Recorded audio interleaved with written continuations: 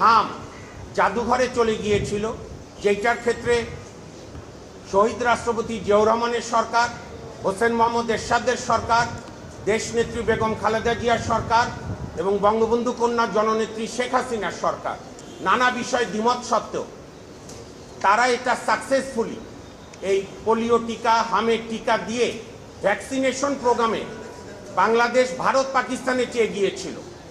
এরকম একটি অগ্রগতিতে যেখানে হাম জাদুঘরে, সেখানে বিগত অন্তর্বর্তী সরকার যার উপরে মানুষের এত আস্থা ছিল, সে যেরকম অনেক অকাজ কুকাজ করেছে, তার আরেকটি মানবতার বিরুদ্ধে অপরাধ হচ্ছে ভ্যাকসিনেশনের টিকা কেনেনি।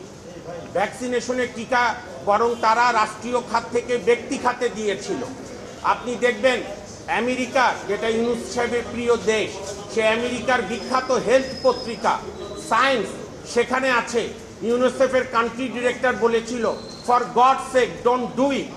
কাজে আজকে যে হামের ট্র্যাজেডি, সেইটা হচ্ছে ডক্টর ইউনুস, ডক্টর আসিফ নজরুল, রিজওয়ানা, আদিলুর রহমান শুভ্র, ওই কিচেন ক্যাবিনেটের নূরজাহান, অনেক পাপের একটা পাপ, যেরকম পাপ 32 নম্বর ভেঙেছিল বঙ্গবন্ধুর জাদুঘর।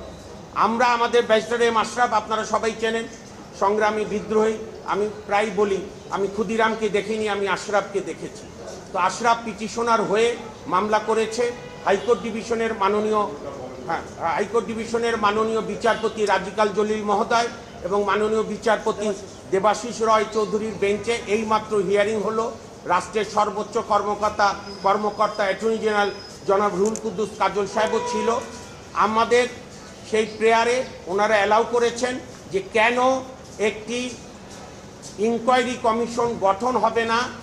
সুস্পষ্টভাবে কমিশন অফ ইনকোয়ারি অ্যাক্টের 3 ধারা অনুযায়ী এই হিউম্যান ট্র্যাজেডি বা চিলড্রেন ডেথ ট্র্যাজেডির ওপরে ডায়াগনোসিস, মানে তদন্ত করবে, অনুসন্ধান করবে কারা দায়ী, হোয়াট ওয়েন্ট রং, কেন রাষ্ট্র এই দায়িত্ব পালনে ব্যর্থ হলো।